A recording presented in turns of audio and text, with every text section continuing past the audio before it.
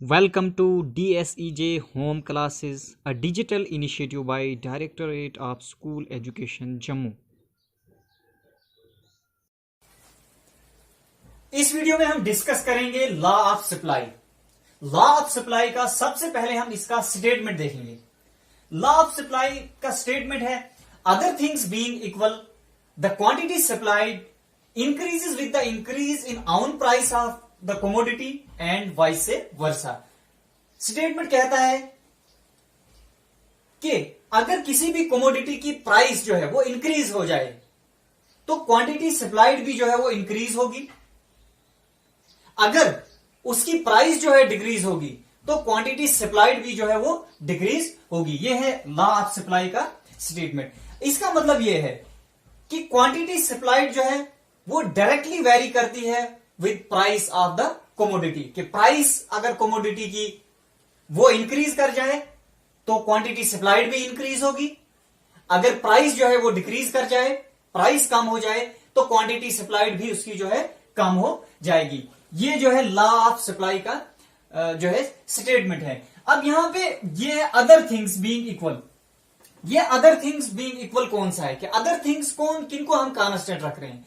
Other things वो हैं जो सप्लाई को अफेक्ट करती हैं, जो प्राइस ऑफ द कमोडिटी के अलावा जितने भी दूसरे डिटर्मिनेंट्स हैं सप्लाई के, उन सभी डिटर्मिनेंट्स को जो है हमने कांस्टेंट रखना है। उन दूसरे डिटर्मिनेंट्स को हमने कोई भी चेंजिंग नहीं लानी है। सिर्फ प्राइस ऑफ द कमोडिटी में हम जब चेंजिंग लाएंगे तो इंक्रीज इन प्राइस से जो है इंक्रीज इन सप्लाई हो जाएगा, और डिक्रीज इन प्राइस अगर हो जाए तो डिक्रीज इन सप्लाई भी होगा। अब जब भी हम कोई चीज पढ़ें उसमें हमने सबसे पहले उसका स्टेटमेंट देखना होता है, उसकी अजम्पशंस देखनी होती है, शेड्यूल देखना होता है और उसकी डायग्रामेटिक एक्सप्लेनेशन देखनी होती है। अब स्टेटमेंट के बाद हम इसकी जो है अजम्पशंस देखेंगे। अजम्पशंस वही हैं कि दूसरे सभी डिटर्मिनेंट्स, जो भी दूसरे डिटर्मिनेंट्स हैं जो लॉ ऑफ सप्लाई को अफेक्ट करते हैं, उनको हमने जो है कांस्टेंट रखना है, उनमें हमने कोई भी चेंजिंग नहीं लानी है। जैसे सबसे पहले डिटर्मिनेंट जो है हमने price of factors of production, इसमें हमने कोई भी चेंजिंग नहीं लानी है। No change in the price of factors of production.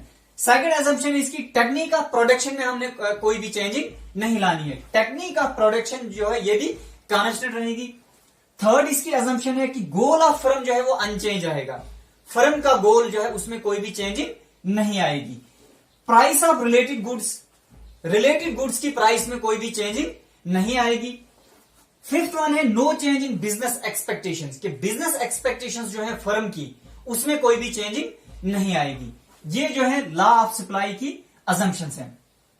अब उसकी एक्सप्लेनेशन के लिए हम देखेंगे कि उसका जो शेड्यूल, जैसे यहां पे हमारे पास शेड्यूल है, हमारे पास मान लें हमारे पास एक कमोडिटी एक्स है। जब कमोडिटी एक्स की प्राइस ₹10 थी, उस वक्त जो है उसकी सप्लाई जो है वो 100 यूनिट्स थी। जब 100 यूनिट्स 10 यूनिट से बढ़कर वो 11 जो है उसकी प्राइस हो गई तो सप्लाई जो है वो 200 यूनिट्स हो गई। और जब प्राइस ऑफ एक्स जो है वो ₹12 हो गई तो उसकी सप्लाई जो है वो 300 यूनिट्स हो गई। कहने का मतलब है कि जब प्राइस जो है इंक्रीज कर रही है तो सप्लाई भी जो है वो इंक्रीज कर रही है। पहले कमोडिटी एक्स की प्राइस 10 थी तो सप्लाई जो 100 यूनिट्स थी। प्राइस जो है 10 से बढ़कर 11 हो गई तो सप्लाई भी जो है 100 यूनिट से 200 यूनिट्स हो गई। और जब प्राइस 11 रुपीज से बढ़कर 12 रुपीज हो गई तो उसकी सप्लाई भी जो है 200 यूनिट से 300 यूनिट्स हो गई। इसको अगर हम डायग्रामेटिकली एक्सप्लेन करें तो इसकी डायग्राम जो है इस तरह से बनेगी। ये हमारे पास एक्स एक्सेस है, एक्स एक्सिस पे शो कर रहा है क्वांटिटी इन यूनिट्स, और वाई एक्सिस पे प्राइस ऑफ एक्स। जब हमारे पास इनिशियल जो है हमारे पास प्राइस ओपी थी तो उस वक्त जो हमारे पास क्वांटिटी जो सप्लाइड थी वो एल यूनिट्स थी। जब हमारे पास प्राइस ओपी थी तो क्वांटिटी सप्लाइड जो थी वो ओ एल थी। अब प्राइस जब बढ़कर हमारे पास OP1 हो गई तो क्वांटिटी सप्लाइड भी जो है वो OL1 हो गई। क्वांटिटी सप्लाइड भी जो है वो बढ़कर OL1 हो गई। इनिशियल प्राइस OP ओपी से जब हमारे पास ओपी प्राइस थी, हमारे पास क्वांटिटी सप्लाइड जो है वो ओएल थी। जब प्राइस बढ़कर ओपी 1 हो गई तो क्वांटिटी सप्लाइड जो है ओएल 1 हो गई। ये जो है इसकी लॉ ऑफ सप्लाई की डायग्रामेटिक एक्सप्लेनेशन थी। अब exceptions to law of supply क्या है? कुछ ऐसी भी जगहें हैं जहां पे लॉ ऑफ सप्लाई जो है ये फॉलो नहीं होता है। कोई ऐसी कंडीशंस बन जाती हैं जो कंडीशन जो है लॉ ऑफ सप्लाई से एग्री नहीं करती हैं। सबसे पहले है expectations of fall in price. अगर सेलर ये एक्सपेक्ट करे कि इन फ्यूचर जो है प्राइसेस जो है वो ड्रास्टिकली फॉल होने वाली हैं, तो वो अपना स्टॉक जो है क्लियर करने के लिए उसी एग्जिस्टिंग प्राइस पे जो है अपनी सप्लाई को जो है वो बढ़ा देगा। ये फर्स्ट वन थी, expectations of fall in price. इस कंडीशन में जो है लॉ ऑफ सप्लाई जो है एग्री नहीं होता है कि फर्म ये एक्सपेक्ट कर ले या फर्म ये एक्सपेक्ट कर रही है या सेलर ये एक्सपेक्ट कर रहा है कि इन फ्यूचर जो है प्राइसेस जो है वो ड्रास्टिकली जो है वो फॉल होने वाली हैं, तो वो अपनी जो उसकी जो सप्लाई थी एग्जिस्टिंग प्राइसेस पे ही अपनी सप्लाई को बढ़ा देगा ताकि उसके पास जो स्टॉक है उस स्टॉक को वो क्लियर करे। सेकंड जो है एक्सेप्शन जो है sellers who are in need of cash. अगर कोई सेलर उसको पैसे की जरूरत है, उसको हार्ड कैश की जरूरत है, तो वो जो है अपनी एग्जिस्टिंग प्राइस पे या बिलो एवरेज जो उसकी प्राइस है उस प्राइस पे जो है वो अपनी जो उसकी सप्लाई जो है वो बढ़ा देगा। थर्ड जो उसकी एक्सेप्शन है लॉ ऑफ सप्लाई की, जहां पे लॉ ऑफ सप्लाई एग्री नहीं होता है, व्हेन लिविंग इंडस्ट्री। अगर कोई फर्म जो है इंडस्ट्री को लिव कर रही है, उसने अपना जो बिजनेस को शट डाउन करना है, तो वो बिलो एवरेज प्राइसेस पे जो है अपनी सप्लाई को जो है वो बढ़ा देगी। अपनी सप्लाई जो है वो बिलो एवरेज प्राइसेस पे ही वो बढ़ा दे। फोर्थ वन है एग्रीकल्चरल आउटपुट। इस कंडीशन में भी लॉ ऑफ सप्लाई जो है वो एग्री नहीं करता है। एग्रीकल्चर आउटपुट जो है डिपेंड करता है क्लाइमेट पे। क्लाइमेट कैसा रहा, सपोज करो हमारे पास जो एग्रीकल्चरल आउटपुट जो है वो वीट है, तो अगर कोई ऐसी क्लेमिटी आ गई कि वीट की प्रोडक्शन जो है वो अच्छी नहीं हुई, तो उस केस में क्या होगा? वीट की प्रोडक्शन, इसका मतलब जो है जब वीट की प्रोडक्शन अच्छी नहीं हुई तो वीट की जो है प्राइस जो है वो बढ़ जाएगी, लेकिन उसकी सप्लाई जो होगी वो कम हो जाएगी। वीट की सप्लाई कम होगी लेकिन प्राइस जो है उसकी वो इंक्रीज करेगी। तो इस केस में भी जो है लॉ ऑफ सप्लाई जो है वो एग्री नहीं होता है। फिफ्थ वन है पेरिशेबल कमोडिटी। अगर कोई ऐसी कमोडिटी है जिसका जो है खराब होने का डर है कि उसको अगर हम स्टॉक करके रखेंगे तो वो जो है वो खराब हो जाएगी। सपोज करो हमारे पास कोई फ्रूट है, जैसे एप्पल्स हैं, कि एप्पल्स को अगर हम ज्यादा देर तक जो है उनको स्टोर करेंगे तो वो जो है वो पेरिश हो जाएंगे, खराब हो जाएंगे। तो उस केस में जो सेलर है वो क्या करेगा?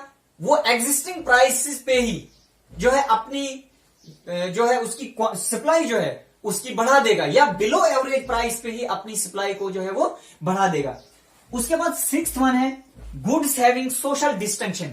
अब ऐसी गुड्स जिनकी सोशल डिस्टिंक्शन होती है, जैसे ज्यूवेल्स हैं, उसकी अगर प्राइस इंक्रीज कर जाए तो उसकी सप्लाई में जो है फर्क नहीं पड़ता। जैसे गोल्ड है, गोल्ड की अगर प्राइस जो है वो इंक्रीज हो जाए, गोल्ड की प्राइस जो है वो अगर बढ़ जाए, गोल्ड जो है वो ज्यूवेल है, सोशल डिस्टिंक्शन है, तो उसकी प्राइस अगर इंक्रीज कर जाए तो उसकी सप्लाई में फर्क नहीं पड़ेगा। तो ये था लॉ ऑफ सप्लाई के बारे में। लॉ ऑफ सप्लाई के बाद अब हम पढ़ेंगे moment along and shifts in supply curve के। मोमेंट अलोंग मतलब सप्लाई कर्व पे ही जब हम मूव करें तो वो मोमेंट अलोंग होगी, और अगर पूरी की पूरी सप्लाई कर्व वो लेफ्ट साइड शिफ्ट हो जाए या राइट साइड शिफ्ट हो जाए तो हम उसको बोलेंगे शिफ्ट्स इन सप्लाई कर्व। जैसे फॉर एग्जांपल हमारे पास ये सप्लाई कर्व है, अगर हम इस सप्लाई कर्व पे यहां से यहां अगर जाएंगे या यहां से यहां आएंगे तो इसको हम बोलेंगे moment along the supply curve. लेकिन शिफ्टिंग सप्लाई कर्व कब होगा? अगर ये हमारे पास जो है सप्लाई कर्व यहां पे है, अगर ये पूरी की पूरी सप्लाई कर्व यहां से यहां शिफ्ट हो जाए या यहां से यहां शिफ्ट हो जाए तो इसको हम बोलेंगे शिफ्ट्स इन सप्लाई कर्व। अब सबसे पहले हम देखेंगे मोमेंट सप्लाई कर्व। तो movement along the supply curve कब होगी? सप्लाई कर्व पे मूवमेंट होगी जब इंक्रीज या डिक्रीज होगा सप्लाई में, ड्यू टू इंक्रीज और decrease in on price of the commodity. जब कमोडिटी की प्राइस इंक्रीज या डिक्रीज हो, उस केस में सप्लाई भी जो है वो इंक्रीज या डिक्रीज होगी। तो उस वक्त मोमेंट हमारी जो होगी वो moment along the supply curve होगी। तो उसको हम बोलेंगे moment along the supply curve. अब moment along the supply curve जो है, इसमें जो है इनको हम दो जो है हेडिंग्स के अंडर पढ़ते हैं। फर्स्ट है एक्सटेंशन इन सप्लाई, जब सप्लाई में जो है एक्सटेंशन हो। दूसरी है कंट्रैक्शन इन सप्लाई, जब सप्लाई में जो है कंट्रैक्शन हो। तो सबसे पहले हम देखेंगे एक्सटेंशन इन सप्लाई। जब increase in quantity supply due to increase in price of the commodity, जब क्वांटिटी की कमोडिटी की सप्लाई जो है वो इंक्रीज हो, क्वांटिटी सप्लाइड जो है वो इंक्रीज हो due to increase in on price of the commodity, उस वक्त जो है एक्सटेंशन इन सप्लाई होगा। सप्लाई में उस वक्त एक्सटेंशन होगा। तो जैसे यहां पे है, जब हमारे पास कमोडिटी एक्स की प्राइस ₹1 थी, उस वक्त सप्लाई जो है 1 यूनिट थी। जब कमोडिटी एक्स की प्राइस हमारे पास ₹5 थी, उस वक्त सप्लाई जो है वो 5 यूनिट्स हो गई। कहने का मतलब यह है कि यहां पे जब प्राइस राइज हुआ तो सप्लाई में जो है वो एक्सटेंशन हुआ, कि rise in price leads to extension in supply. अब इसको अगर हम डायग्रामेटिकली देखिए, ये हमारे पास एक्स एक्सेस है और यहां पे हमारे पास जो है वाई एक्सेस है। जब हमारे पास प्राइस जो है ₹1 थी, उस वक्त क्वांटिटी सप्लाइड भी जो है हमारे पास, यह पॉइंट ए जो है, उस वक्त क्वांटिटी सप्लाइड भी हमारे पास 1 यूनिट था। अब प्राइस जब बढ़कर ₹5 हो गई, तो क्वांटिटी सप्लाइड भी जो है वो 5 यूनिट्स हो गई। तो उस वक्त जो है हम सप्लाई कर्व पे यहां पे पहुंचे, पॉइंट बी पे पहुंचे। ये पॉइंट बी है, यहां पे एस जो है हमारे पास जो है ये सप्लाई कर्व है। तो हमने सप्लाई कर्व पे मूव किया from point A to point B. तो इस किस्म की मूवमेंट को जो है हम एक्सटेंशन ऑफ सप्लाई बोलेंगे। तो यहां पे जो है हम सप्लाई कर्व पे हमने पॉइंट ए से पॉइंट बी की तरफ हम मूव हुए। सेकंड केस होगा कंट्रैक्शन ऑफ सप्लाई, जब सप्लाई की कंट्रैक्शन होगी। कंट्रैक्शन कब होगी? जब कमोडिटी की प्राइस जो है वो डिक्रीज करेगी, तो उसकी सप्लाई में जो है वो कंट्रैक्शन होगी। जैसे सपोज करो यहां पे हमारे पास कमोडिटी एक्स है, इसकी प्राइस जब ₹5 थी, उस वक्त सप्लाई जो है वो 5 यूनिट्स थी। अब जब सप्लाई ₹1 हो गई, तो सप्लाई भी जो है कम होके 5 यूनिट से कम होके 1 यूनिट पे आ गई। इसका मतलब यहां पे फॉल इन प्राइस हुआ, प्राइस गिर गई, प्राइस कम हो गई, तो सप्लाई भी जो है वो कम हो गई, कंट्रैक्शन इन सप्लाई हुआ। अब इसको अगर हम डायग्रामेटिकली देखेंगे, यहां पे हमारे पास एक्स एक्सेस है और यहां पे हमारे पास वाई एक्सेस है। जब प्राइस जो है ₹1 थी, उस वक्त सप्लाई जो है हमारे पास वो जो है 1 यूनिट थी। ये जो है पहले यहां पे थे हम, इनिशियल जो हमारे पास सप्लाई थी, इनिशियली प्राइस जो है ₹5 थी, तो सप्लाई भी जो है वो 5 यूनिट थी।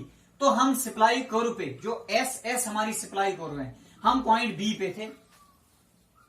अब प्राइस कम हो गई, प्राइस कम होके ₹5 से कम होके ₹1 हो गई, तो सप्लाई भी जो है 1 यूनिट हो गई। तो इस केस में हम जो है सप्लाई कर्व पे हमने कहां से मूव किया, कहां की तरफ? हमने पॉइंट बी से मूव किया पॉइंट ए की तरफ। तो कहने का मतलब यहां पे ये है कि यहां पे कंट्रैक्शन ऑफ सप्लाई हुआ, सप्लाई जो है वो यहां पे कम हो गई। जब प्राइस कम हो गई, प्राइस डिक्रीज हो गई, तो सप्लाई की जो है वो कंट्रैक्शन होगी।